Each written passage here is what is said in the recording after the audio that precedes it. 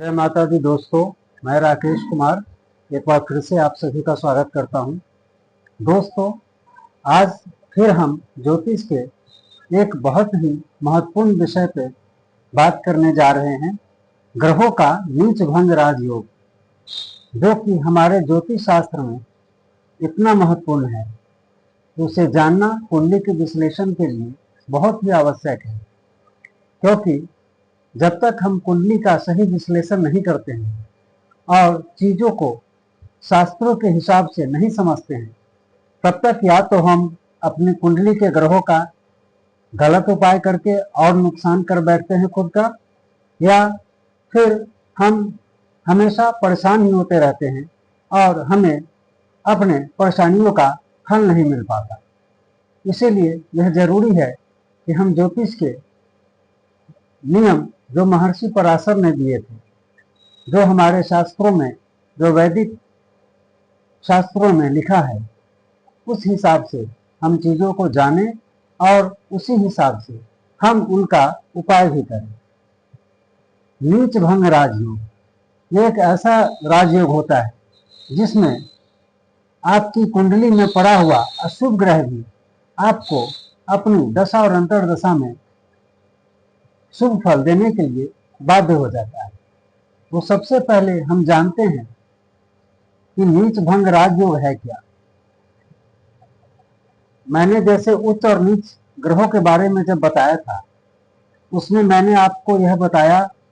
कि जो भी ग्रह हमारी कुंडली में नीच के पड़े होते हैं, वह अपनी दशा और अंतर्दशा में अशुभ फल देने के लिए बाध्य होते हैं। पर नीच भंग का मतलब है कि उनकी नीचता भंग हो जाती है और फिर वह अशुभ फल नहीं देकर अपनी दशा और अंतर्दशा में शुभ फल देने के लिए बाध्य हो जाते हैं, और इसी वजह से इसे नीच भंग राजयोग कहा गया है। अब हम बात करेंगे उन 3 कंडीशंस की जिसमें कि कोई भी ग्रह अपनी नीचता भंग करके शुभ स्थिति में आ जाते हैं और हमें शुभ फल देने को बाध्य हो जाते हैं। तो दोस्तों, जैसे कि ये मेष लग्न की कुंडली है, क्योंकि मेष लग्न 1 नंबर से शुरू होता है, इसके बारे में जब अभी हम लग्नों के बारे में चर्चा शुरू करेंगे तो आपको और ज्यादा स्पष्ट हो जाएंगी ये चीजें। तो जैसे कि ये मेष लग्न की कुंडली है और मेष लग्न में शनि, मेष राशि 1 नंबर है तो मेष राशि है, और शनि इसमें नीच के होते हैं। लेकिन पहले कंडीशन आपको मैं अभी बताने जा रहा हूं कि अगर जिस घर में नीच का कोई ग्रह पड़ा हो, उस ग्रह का स्वामी 1 नंबर मेष राशि है और उसका स्वामी मंगल, अगर वह भी शनि ग्रह के साथ इसी घर में पड़ा हो, तो इस कंडीशन में शनि ग्रह की नीचता भंग हो जाएगी और हमें वह शुभ फल देने को बाध्य हो जाएंगे अपनी दशा और अंतर्दशा में। लेकिन एक बहुत ही महत्वपूर्ण चीज मैं आपको बताना चाहूंगा कि अगर मंगल इसमें 5 डिग्री के पड़े हो और शनि 10 डिग्री के पड़े हो, उस कंडीशन में मंगल के अपने घर में होने के बाद भी नीच भंग योग नहीं बनेगा। भले ही कोई अधूरी जानकारी वाले पंडित या ज्योतिष आपको बता दे कि शनि 1 नंबर में नीच के हैं और मंगल अपने ही घर में है, तो मंगल के इस घर में होने से उसकी नीचता भंग हो गई, तो यह गलत होगा और शास्त्र सम्मत नहीं होगा। हमेशा याद रखिएगा कि ग्रहों का अंश बल या डिग्री आपके पूरी कुंडली के विवेचन को बदल सकता है अगर सही ढंग से नहीं किया जाए, क्योंकि जब शनि शक्तिशाली होंगे तो उस कंडीशन में मंगल उनकी नीचता भंग कर ही नहीं पाएगा निर्बल होने पर। तो ये तो सही है कि जिस घर में राशि नीच का हो, अगर उस घर का स्वामी खुद ही बैठा हो, पर उसका अंश बल से मजबूत होना यानी कि डिग्री वाइज मजबूत होना भी उतना ही जरूरी है। ये तो एक कंडीशन है। एक दूसरे उदाहरण से भी मैं आपको बताता हूं।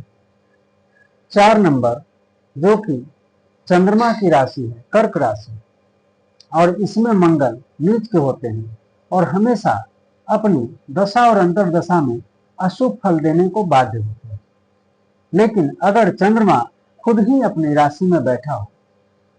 तो मंगल की नीचता भंग होगी, पर उसके लिए यह भी कंडीशन बनेगा कि डिग्री वाइज भी चंद्रमा का मजबूत होना बहुत ही आवश्यक है। तो अब ये चीजें आपको क्लियर हो गई होंगी और इससे आप अपनी कुंडली देखकर खुद से ही उसका पता कर सकते हैं।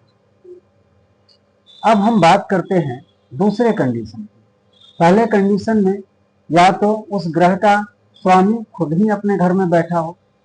या दूसरा जैसे 1 नंबर में शनि नीच के हैं लेकिन मेष राशि में सूर्य उच्च के होते हैं, तो उस राशि के जो ग्रह हैं अगर वो भी शनि के साथ बैठे हों तब भी शनि की नीचता भंग हो जाएगी। पर इसमें ध्यान देने वाली 2 महत्वपूर्ण बातें हैं। पहली कि अगर जो ग्रहों के अस्त होने के लिए डिग्री है, अगर शनि उसमें आ गए तो अस्त होने पर तो ऐसे ही उनकी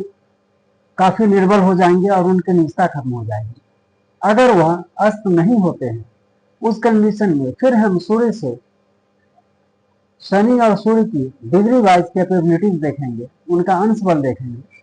और सूर्य अगर शनि से डिग्री के हिसाब से ज्यादा मजबूत होंगे तो उस कंडीशन में फिर शनि की नीचता भंग हो जाएगी। इसे आप ऐसे भी समझ सकते हैं, मैं दूसरे एग्जाम्पल से फिर आपको समझाता हूं कि अगर इसमें गुरु पड़े हैं नीच के 10 नंबर में, लेकिन इसी में अगर 10 नंबर के उच्च ग्रह आके बैठ जाए और वह डिग्री वाइज गुरु से अधिक शक्तिशाली हो तो उस कंडीशन में बृहस्पति ग्रह की नीचता भंग मानी जाएगी। तो मैंने आपको 2 स्थितियां बताई। पहली कि या तो वह ग्रह जिस खुद ही आके अपने घर में बैठ जाए तो वह दूसरे ग्रह को अपने घर को कभी खराब नहीं करने देगा और वह उसकी नीचता को भंग कर देगा। दूसरे कंडीशन में या तो इसी मेष राशि की में सूर्य जो कि उच्च के होते हैं उसी घर में अगर उच्च राशि का ग्रह भी आकर बैठ जाए तो एक नीच ग्रह और एक उच्च ग्रह जब बैठते हैं तो उस कंडीशन में भी नीच ग्रह की नीचता भंग मानी जाती है। पर डिग्री वाइज कैपेबिलिटीज बहुत जरूरी है, इसीलिए मैं आपसे कहना चाहूंगा कि उच्च और नीच ग्रहों से संबंधित वीडियो जो मेरे चैनल पे है और अंश बल से संबंधित ग्रहों को डिग्री से संबंधित जो वीडियो मेरे चैनल पे है, मैं वीडियो के अंत में उन दोनों का लिंक भी दे दूंगा। आप कृपया उसे जरूर देखें जिससे कि आप अपनी कुंडली को और अधिक स्पष्टता से देखकर सही उपायों को करेंगे और गलत उपायों को करने से बच पाएंगे। अब हम शुरू करते हैं उस तीसरे कंडीशन के बारे में जब किसी ग्रह की नीचता भंग होती है। और उससे पहले मैं आपसे कहना चाहूंगा कि ज्योतिष से संबंधित इसी तरीके के गूढ़ और सटीक शास्त्रीय जानकारी के लिए कृपया मेरे चैनल को सब्सक्राइब कीजिए और जानकारी अच्छी लगने पर लाइक और शेयर जरूर करें। दोस्तों, तीसरी स्थिति वो होती है कि अगर कोई ग्रह जैसे 1 नंबर में शनि नीच के बैठे हैं, पर जो इस ग्रह के स्वामी है मेष राशि के मंगल, वो अगर उस पे अपनी दृष्टि डाले तो अगर उनकी दृष्टि भी पड़ती है उस पर तब भी शनि की नीचता भंग हो सकती है। जैसे कि शनि यहाँ मेष राशि में नीच के पड़े हैं और मंगल अगर यहाँ 7वें घर में बैठे हैं तो मंगल की दृष्टि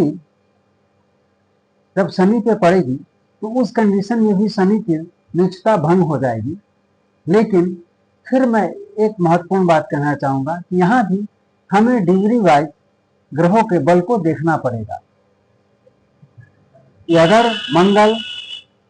अगर मंगल शनि से ज्यादा शक्तिशाली नहीं होंगे तो दृष्टि डालने के बाद भी वह शनि की अशुभता को, उसकी नीचता को कम नहीं कर पाएंगे। एक और उदाहरण से मैं आपको समझाता हूं कि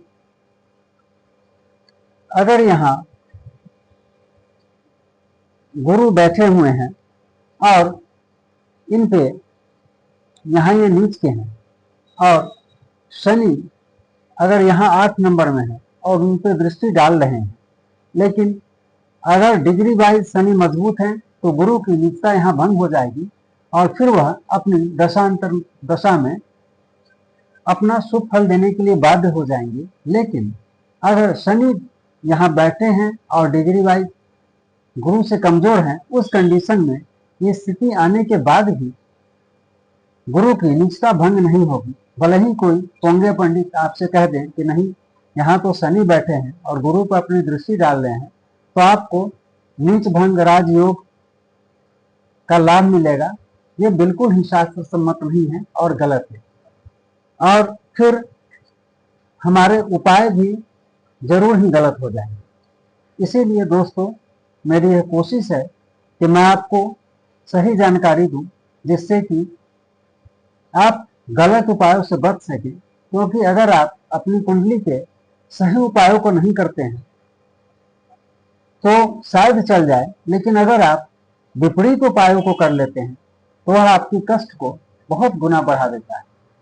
इसमें मैं एक चीज आपसे और भी कहना चाहूंगा, जो मैंने पहले भी अपने वीडियो में बताया था, उच्च और नीच ग्रहों के बारे में जो हमने चर्चा की थी, कि नीच ग्रह का मतलब ये नहीं है कि आप उसका रत्न धारण करेंगे तो वह ग्रह उच्च का हो जाएगा। यह हमेशा याद रखिएगा कि नीच का ग्रह हमेशा अपना अशुभ फल देने को बाध्य होता है। और जब आप रत्न पहनकर उसकी शक्ति को बढ़ाते हैं, उसके बल को बढ़ाते हैं, तो उस कंडीशन में वह आप उसकी नीचता में वृद्धि करते हैं और वह अपना और ज्यादा अशुभ फल देगा। तो आज के लिए इतना ही। धन्यवाद।